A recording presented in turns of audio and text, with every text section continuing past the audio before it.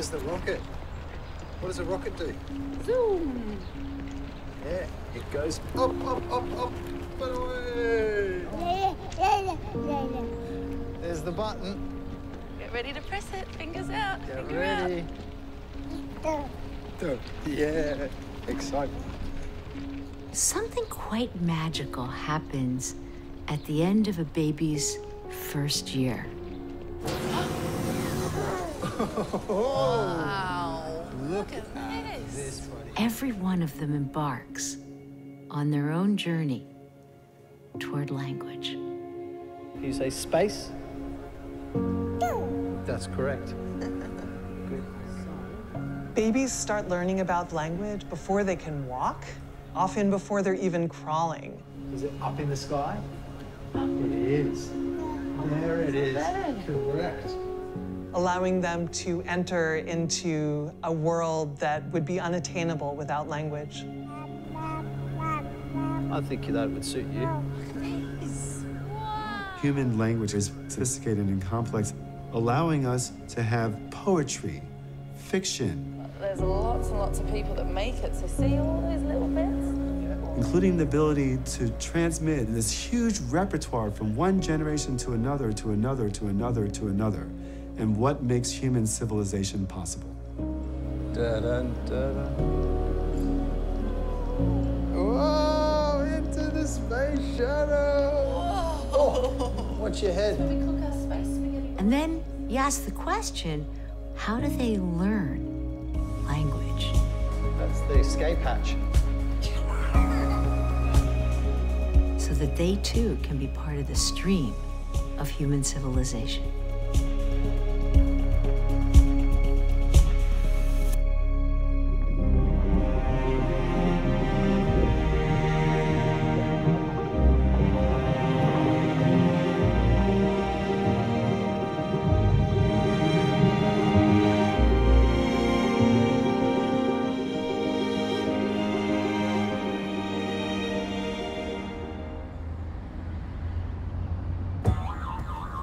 Which one? This one? Boing. Okay, so his stuff is packed. I definitely see him watching us make noises and him trying to grasp what we're asking him to do. Do you want to put your ball in here? In there. Good boy. Ready? 1, 2, 3, let's go for a drive. Should I put the address in? Nah, it's good, I know where we're going.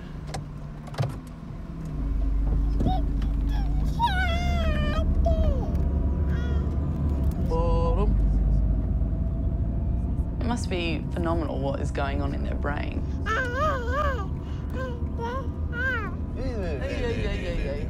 Blows my mind that you can learn a language when you don't even know what a language is. We've got lots of things to say. Okay, arm. It's pretty crazy that a child's brain can do that. You gonna come out?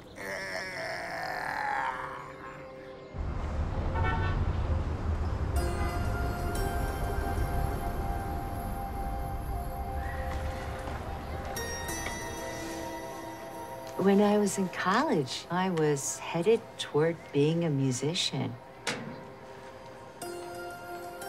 And I guess I was lured by things like psychology and the study of language.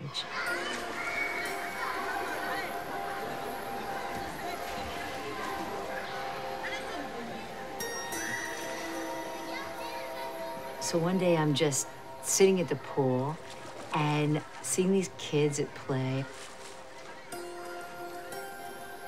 And this little girl comes out of the pool and she is so upset.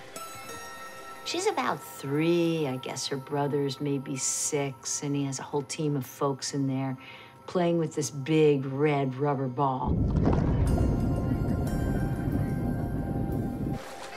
And she begins to tell her mom how upset she is that she wasn't included in the ball game. But she did so with the sophisticated grammar and language skills of an adult. And I thought, my gosh.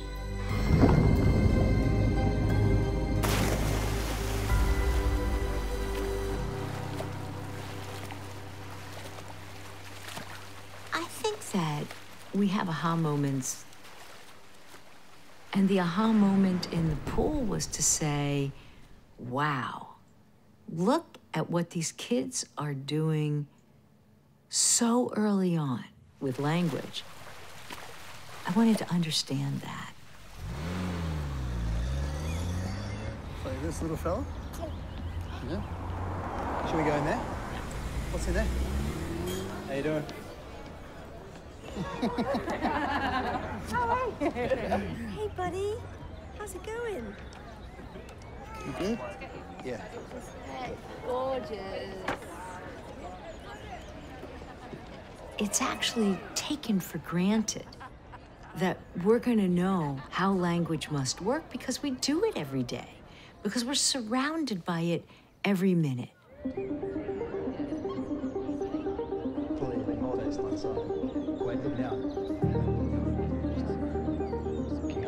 For the babies, it's just a flow. And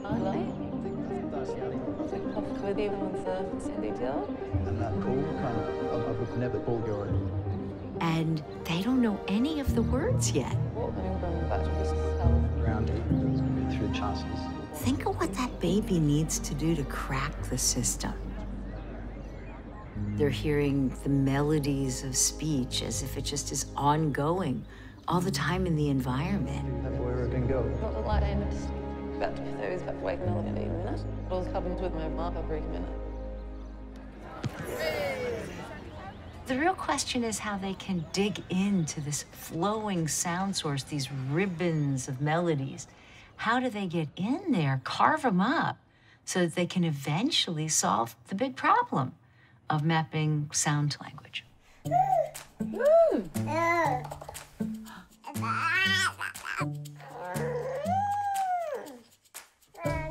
He's getting better at sort of communicating with us, and we're getting better at understanding what the noises actually mean.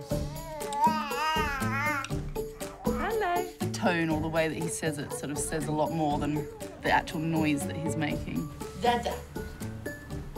Dada? Yeah. Who's that? Yes. Ready? Might be coming. If you listen carefully, symphonies have embedded melodies, and the same melody keeps cropping up. And the same thing is true in language.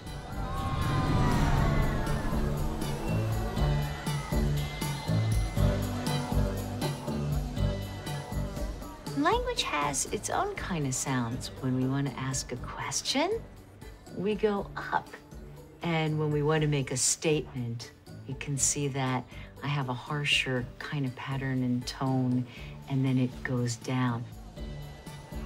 So I wondered whether noticing those melodies could be one way in which babies could break into the sound stream and find the units of language, the words, the phrases, and the sentences.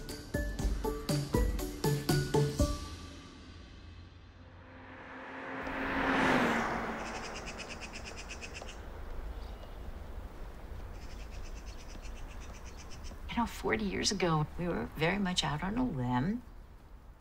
There was nobody, literally no one in the world, who I could find who was doing music and language together. No one was touching it. What should we play with? Yeah? So we pulled a team together and did an experiment to ask, could these melodies of language, the patterns, actually be helping us to break the ribbons of language into smaller units? How fun is that? Finding the nouns and finding the verbs and finding the prepositional phrases and finding out where sentences begin and end. Hey, Hallie, how's it going? It's going well. Cinderella lived in a great big house, but it was sort of dark. Right. So I think we can cut right here before the but. We had these two samples of speech, and we put pauses, either in natural or non-natural places. Cinderella lived in a great big house, but it was sort of dark because she had this mean stepmother. Perfect. Yeah. All right, let's zoom out a little bit and see if that sounds right. Cinderella lived in a great big house, but it was sort of dark because she had this mean stepmother. Oh, wow. You are a genius. You have to make sure that you have the same number of pauses in the non-natural and the natural case. You have to make sure the pauses are exactly the same length. You can take a seat and pat Liliana on your lap. So we are gonna get started. And then we're gonna play those 2 samples of speech for these babies, and each one comes out of a different speaker. The left side was gonna have the unnatural, and the right side would have the natural. Cinderella lived in a great big house, but it was sort of dark because she had this mean stepmother. Cinderella lived in a great big house, but it was sort of dark because she had this mean stepmother. Then the next step is both lights blink, and then the baby gets to choose, right, which side he or she wants to look at. And if the melodies of speech were really giving a clue, then baby should recognize the recurrent melodies and motifs and look longer at the speaker that had the natural speech. Cinderella lived in a great big house, but it was sort of dark because she had this mean stepmother.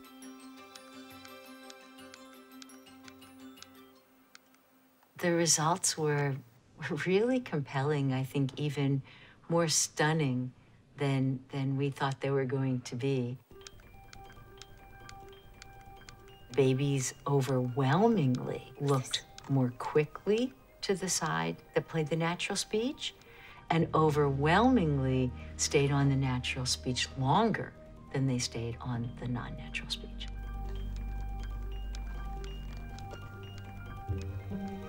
They're hearing the rhythm, noting where the patterns are, and they're hearing some of the pitch changes.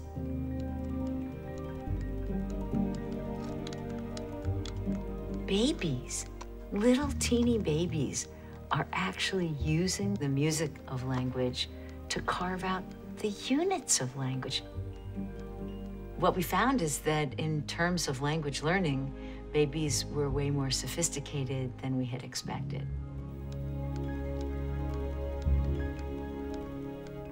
The study was very, very well received, and it did help push our thinking in the study of language development. So it was kind of making the bridge between how you understand sounds of language and how you would eventually learn the grammar of language.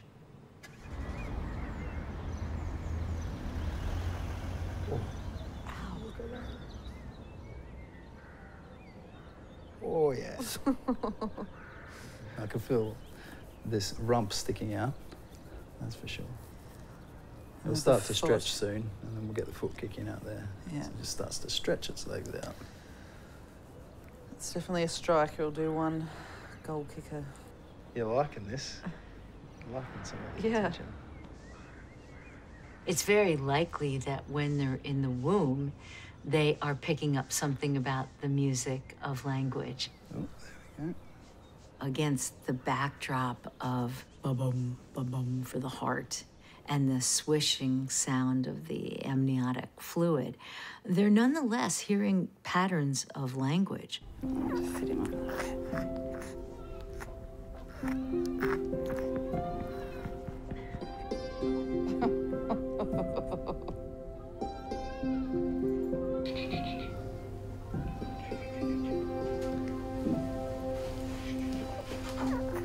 Good boy. Good boy. Is that a funny wormy? Is that a funny wormy? At just 2 days of age, we already know that babies recognize classes of language. They know, for example, that English and some of the other Germanic languages kind of sound alike.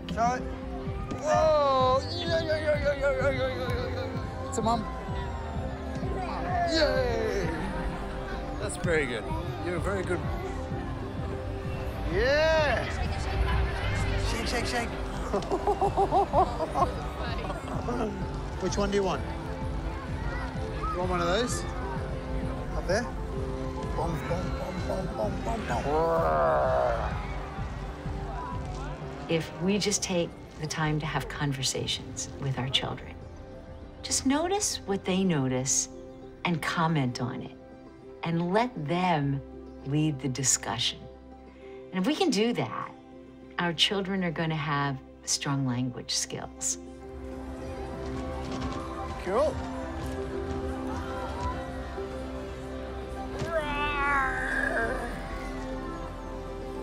At the end of the first year, these babies have kind of cracked the code of what the units of language are. Uh-oh. Bye-bye, balloon. Bye-bye. Bye-bye. Bye-bye. And the next big job is actually finding the words.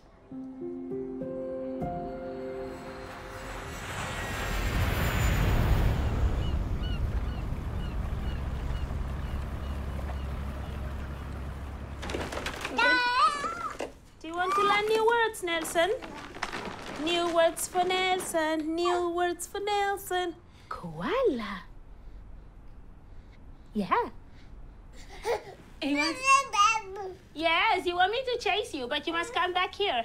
Ooh, oh, dinosaur! The dinosaur is coming! Dinosaur! No, so where's the dinosaur? He's not in there, I can tell you that. Where's the lion? Nelson's language at the moment is non-existent. Nelson, look. Going to say lion. Lion. He only makes a few sounds. Lots of new words to learn for rabbits. He understands a lot of words, I think. Bring Mommy the bucket. Well done, Nelson. Well done. Woo! I have high expectations of Nelson because he's done everything so well in advance. But when it comes to speaking, he's just taking a backseat.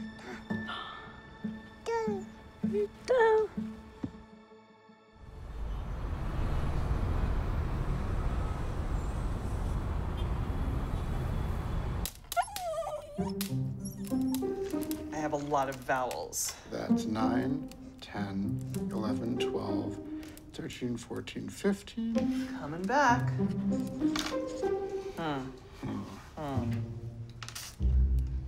So I can trace my interest in language way back to when I was around 9 or 10 and to a dinner table incident. Uh-oh, the triple word score, she's going in. Are you trying to? My mother was a professor who studied the effects of brain damage on adults. I'm gonna open up the triple word for someone else because that's the kind of person I am.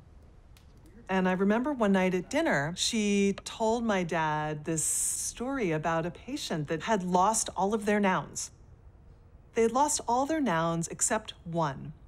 This man only knew the word shopping center, and he used that in place of all of the nouns in his sentences. So he would say things like, the shopping center went to the shopping center to buy the shopping center. Nonsensical, right? And I was really struck as a kid by how wild this was. Human culture rests on our ability to share knowledge. And so if my sense of a meaning of a word is vastly different than your sense of a meaning of a word, we're gonna talk beyond each other. This is where, I think that's where I took your mummy on our first proper date. See? Oh, the doggy. See the doggy? You see the doggy? See? See? She's progressed massively from being a baby into a person now. Look out for the bikes. Which way, Lil? She's taking things in that you're telling her. You can almost have a conversation with her.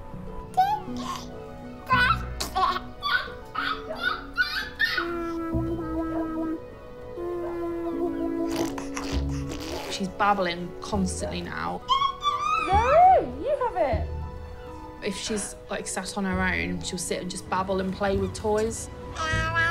Hello.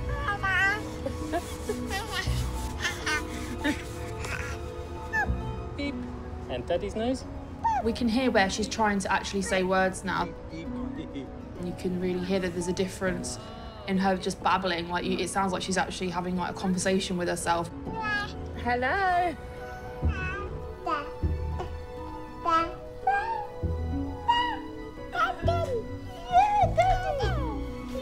Brilliant.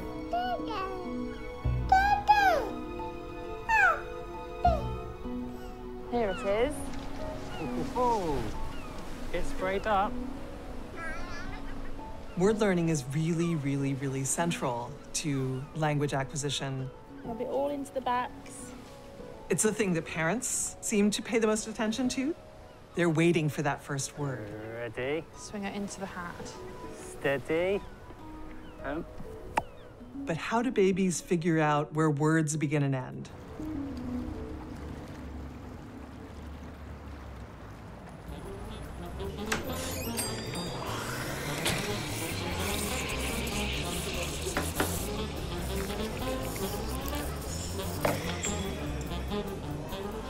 When I started graduate school in the early 1990s, Small chai latte?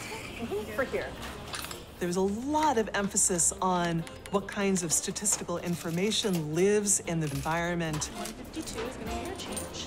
Perfect, thanks. So much of what we do all the time, whether we're aware of it or not, is a form of data processing. Jenny, your chai? Thank you so much. You're welcome. I thought it seemed really natural to ask whether maybe babies figure out where words begin and end by tracking the statistics of sound. So what kind of statistics might this be? What kind of math are our brains doing? It's pretty simple stuff, actually. It seems to be something akin to detecting which sounds tend to go together predictably.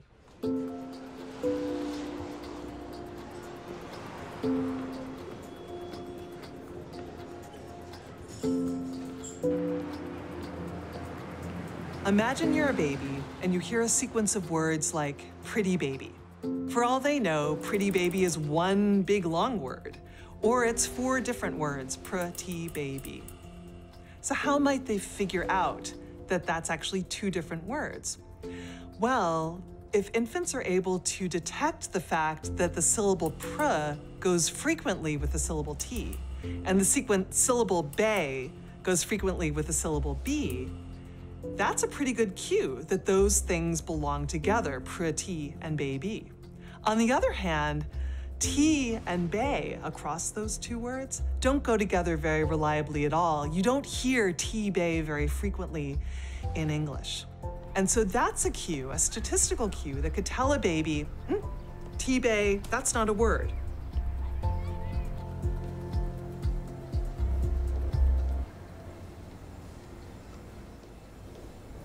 Hey, thank you guys so much for coming. Thanks for having us. Hey, Luella.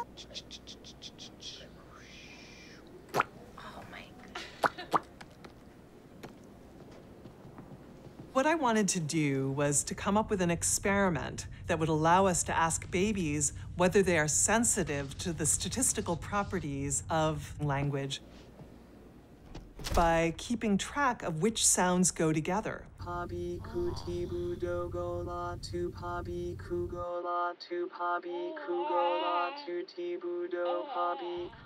So what I did was I made up a language. It's a very simple language. It just has a few made-up words in it. Things like pabiku, golabtu, and there's no meaning in this language because we wanted to start simple. We wanted to start by stripping away everything else except the statistics of the speech that our participants would hear.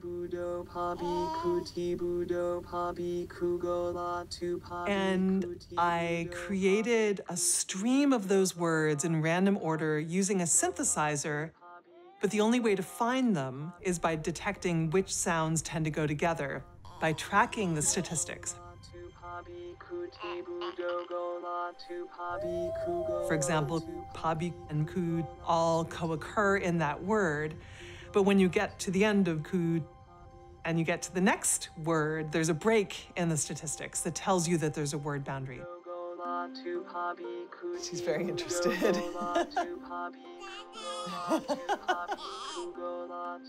So babies sit and they listen to this for 2 minutes. Over the course of that 2 minutes, they hear each word a lot, like 45 times. Her mom's doing a great job of being very neutral and not influencing her behavior at all. Definitely.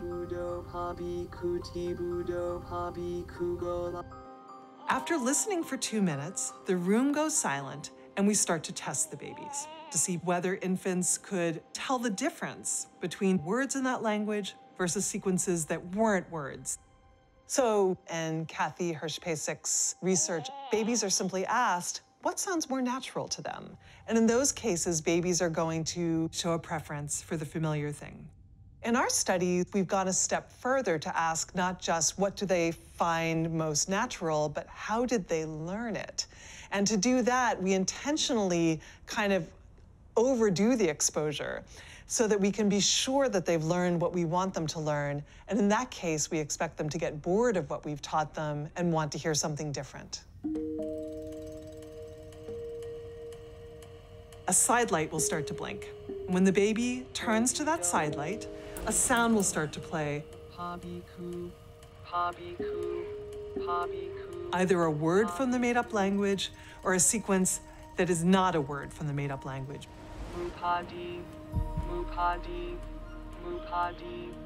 What babies do is they get to listen to something as long as they keep their head towards the origin of that sound. When they look away, the sound turns off. And so babies can control which sounds they want to hear. Habiku, habiku, mupadi, mupadi. She's doing great. She keeps checking out the other lights, but then coming back. Habiku, mupadi. And indeed, what we found is that babies will actually be bored of the words in the made-up language and now turn their heads to listen longer to the sounds that were not words in the language. Mupadi, mupadi, mupadi. So I showed that even after just 1 or 2 minutes of exposure to a weird made-up language like this, infants learned the words by detecting which sounds tend to go together. I got a smile. Learning language is probably one of the biggest deals for babies, but fortunately, I don't think they're aware of that. Their brains seem to be very well equipped for the task of sorting out the pieces of languages and figuring out how they go together within the first year or 2 of postnatal life. Lily, Daddy's blowing it up. Come on, Daddy.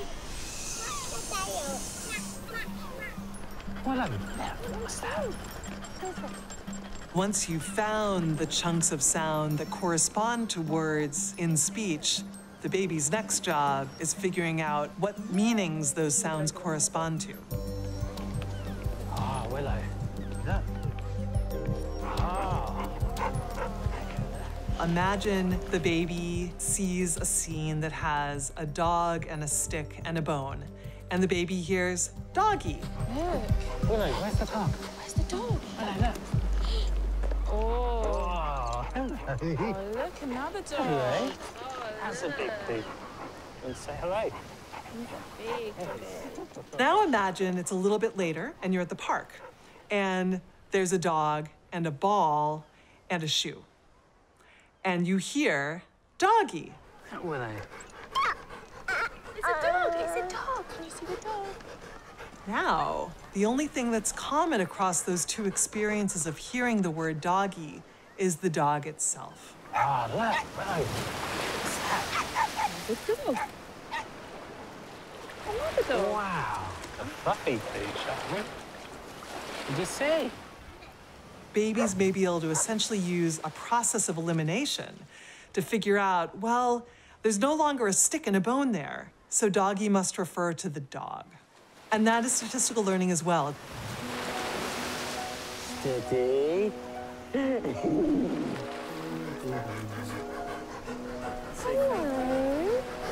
Hi. Oh, nice and gentle.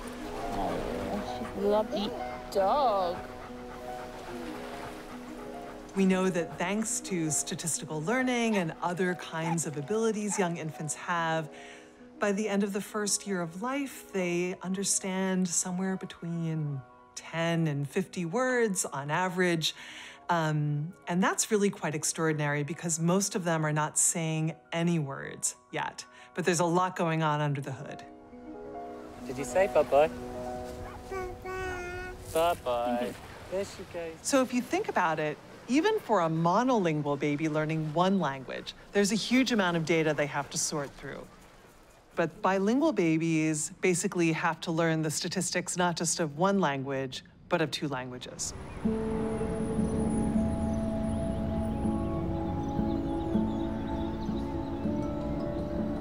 Attends, tu vas aller dans la tour? Oui, bah attends. Sur la tour. No, I 1, 2, think 3, attention baby les is pieds. going to have to go in the cot, okay? Je crois que tu vas laisser aller. Bah oui, tu m'as fait mal. No biting. He's hungry.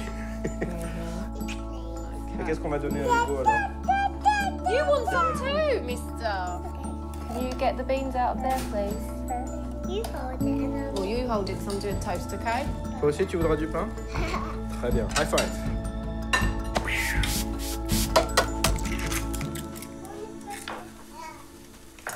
There are two schools of thought about if you want to bring up bilingual children, and it's either you speak one language in the house and one language out of the house. There's some here. I just choose those ones, the red ones that I always lose. Or you do what we do, which is one parent, one language. Hugo's got that one. Violette. That one's yours. So as much as possible, Ad speaks French to the children. Oui? Comment on dit? Non, on dit oui. And I speak English to the children. Wait till your bib's on. Wait till your bib is on. C'est bon? Qu'est-ce que tu vas manger en premier? Le pain? I wouldn't say my French is fluent, but I understand it enough that Ad can speak to the children in French and I don't miss anything. If she does miss something, Lola would translate. Yeah, which is good as well, and it's a good... Translate me. Translate means when Papa says something in French and I don't understand, and you tell me what it means. Lola, bois ton lait. D'accord. What did Papa say to you? Drink your milk. Okay, you translated for me. Do you understand? Yeah. Oi, foot down, you monkey. From all the soup of words that they're exposed to, how do they, first of all, figure out there's actually two soups? And then as new stuff comes in, figure out, oh, this goes in the English pile, this goes in the Spanish pile. Lola, do you want any water or just milk? We believe that it has something to do with the fact that different languages have different characteristic rhythmic patterns and pitch patterns. And we know babies are sensitive to those differences from pretty much as early as we can test them. Cheeky boy. And so researchers believe that babies in bilingual environments can piece out what goes into which pile based on the musical properties of those languages. Babies who learn two languages are lucky because it's actually much easier to learn multiple languages when you're a baby than it is when you're in secondary school or you're an adult, the times that we typically learn second languages. It's vastly easier for babies than for older children and adults.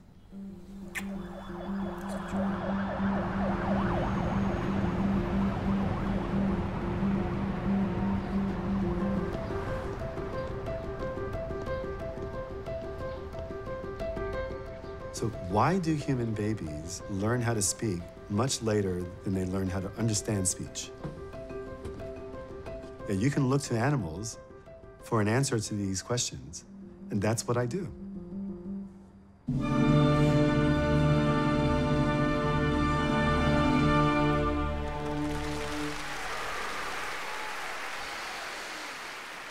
Well, I have to tell you, I was once a dancer. And I still dance, actually. I dance with a passion. I was dancing 6 hours a day. And this was my life.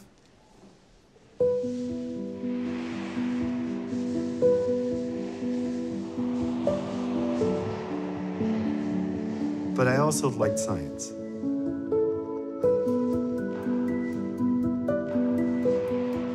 was 18 years old in 1988. Okay, now I have to make a decision.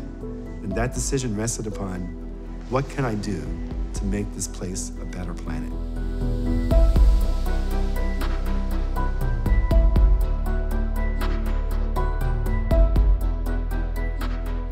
And I decided I can do that more as a scientist than I can do as a dancer. At the end of my senior concert, the decision was made, and I never turned back.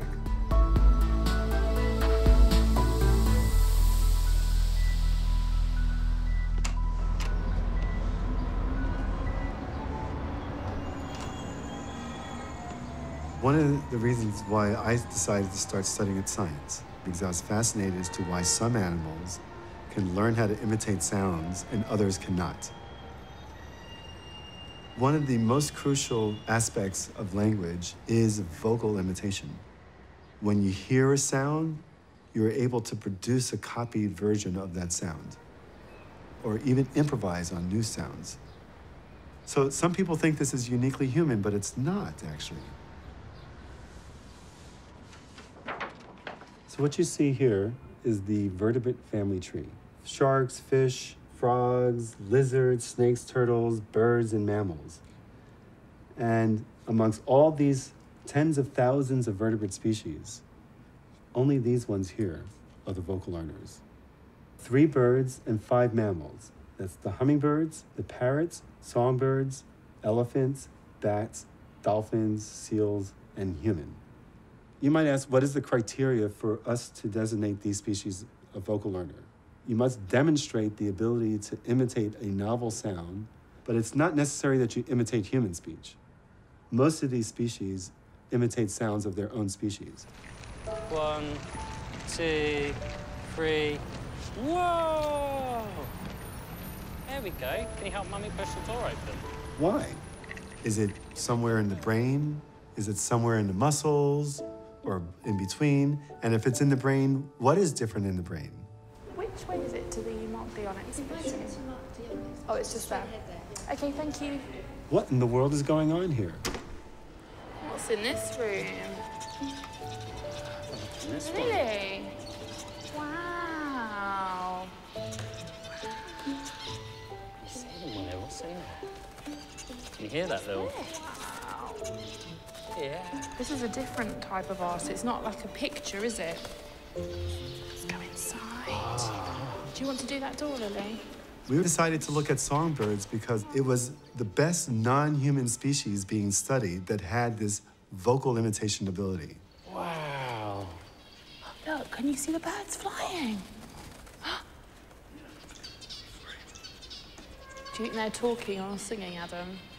I don't know, it looks like the same two are like together. A lot of them are going around in couples. I'd guess they're talking if they're going around in twos.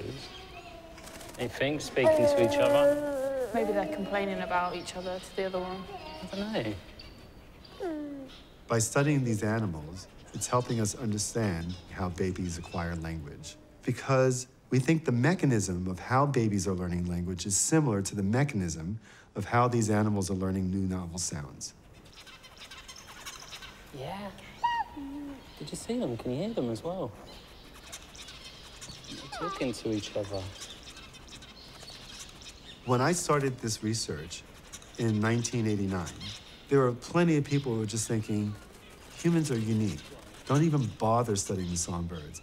And if they're doing something similar to human, they're doing it a different way, or it's not as advanced, it's not as sophisticated, so don't even bother. You see one there? Look, look, just there. Are they being friendly? I wanted to go by scientific evidence. I had to prove that the brain pathways that control it, vocal learning behavior, was similar or that it was not similar to humans.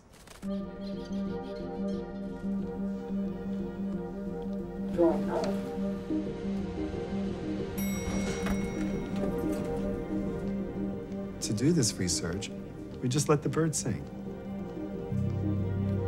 And when we image the birds' brains, we can see the brain areas that were activated.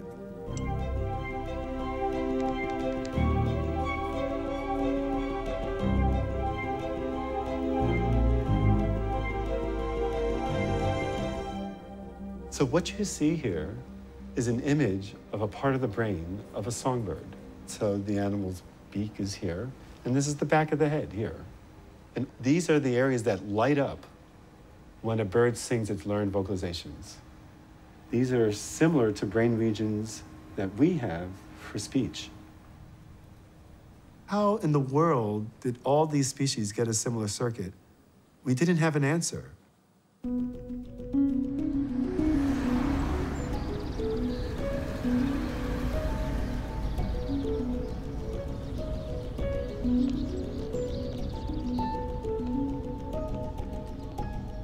8 years later, an accidental discovery.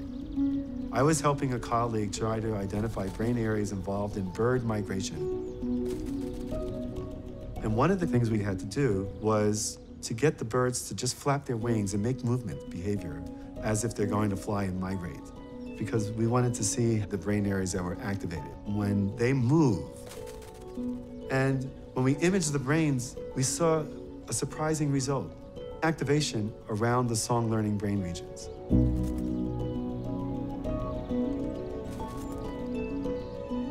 The brain regions that were active in the hopping and in the movement of the wings were directly next to the vocal learning area.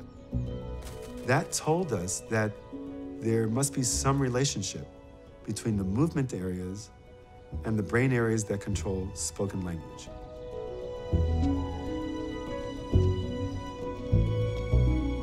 So that led us to the motor theory of vocal learning origin, where we argue that the brain pathways that control speech evolved by duplication of the brain pathways that control gesturing in the hands and other body parts.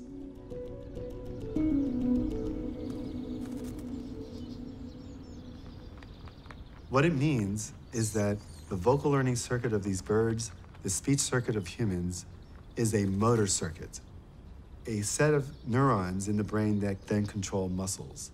And that's what's controlling your speech. Willow, do you want to put this one in here? Look. Mama, mama, mama.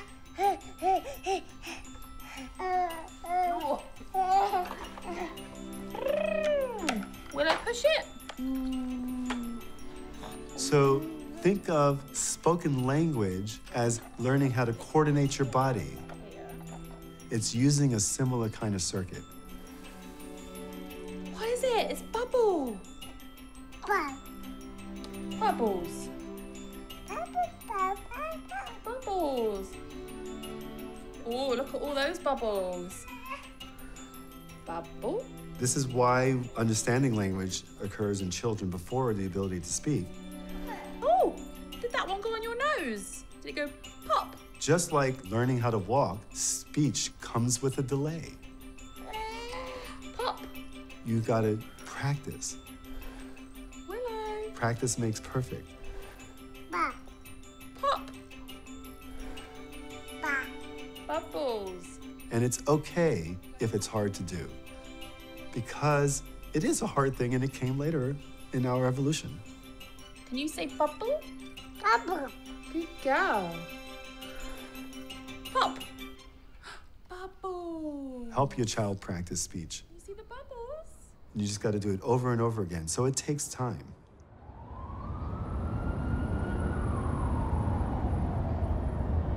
What number is that? 3, Nelson. Well done. What's this one?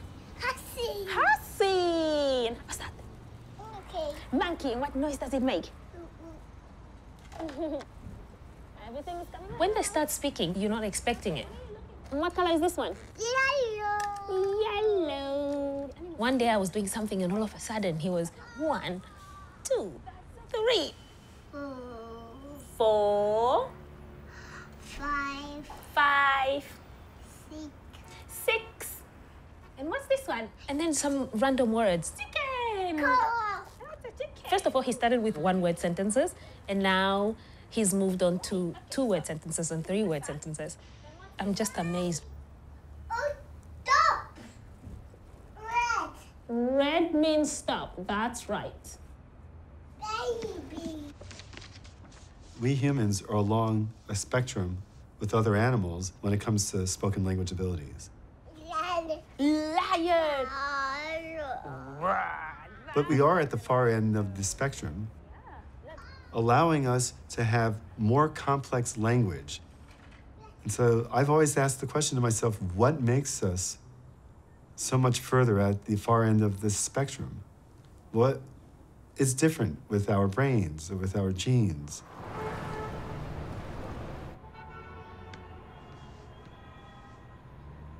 In 2012, an intriguing discovery was made that humans have an extra copy of one gene that functions in the brain. This gene is called SRGAP2. This extra copy of this gene in human babies maintains extra connections in the entire human brain as they become adults. Humans have more cells now communicating and talking with each other, enabling greater sharing of information amongst cells, but also better learning. Catch it, catch it. Go! Go! Bubbles.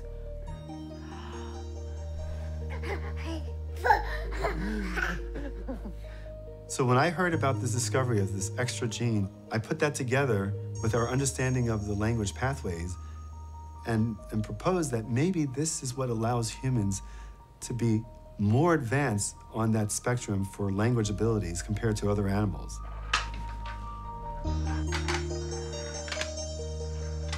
This would allow us to continue to add more sounds to our language repertoire over our lifetime. Whoa, there's lots here. Look up. And thereby allowing us to have greater ability to produce things like poetry, fiction, express our ideas, make movies, make shows and plays, and make us human. Ready, set,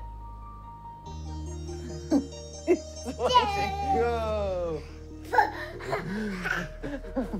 What are they? Learning has really accelerated recently, and he's very forthright in telling us what he wants. Is that funny? Oh. Door, that's right. Door. I opened the door. No, you don't want to go outside yet. We'll go outside. Too cold. His actual words has increased hugely, so he's able to communicate a lot better with us. He's also very good at saying no. Doesn't say much yes, but sometimes he says no with a bit of sass. Can you do the no, no, no? No, no. There's a confidence as well. Say he can be part of the conversation.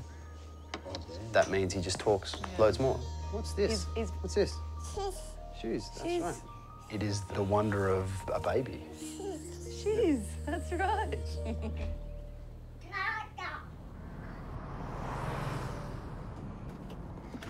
Okay, little one, for a story.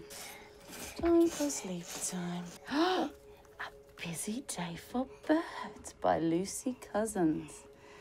Can you imagine just for one day you're a busy bird? Yes, a bird. Hooray! The sun is going down and everyone is sleepy. With language, we can recombine many different sounds into many new meanings. Tous nous mettre sur ma branche, dit Sarah. Et c'est ce qu'ils firent, tous les trois, ensemble, sur la même branche. Dans le trou, il y avait des brindilles, des feuilles. Recombine syllables into words, words into whole sentences, sentences into paragraphs, paragraphs into chapters, chapters into whole books. Oh, look, open the red coat. Open, and this one? I think stories are very magical. They're moments where we really connect with our children. Say, hello, darling. Then swoop like a starling. Yeah, turn the page. We can delve into a story and land in a world that we've never seen, that may not even exist. Having words take me to this place, that is a gift that human language gives us. Such a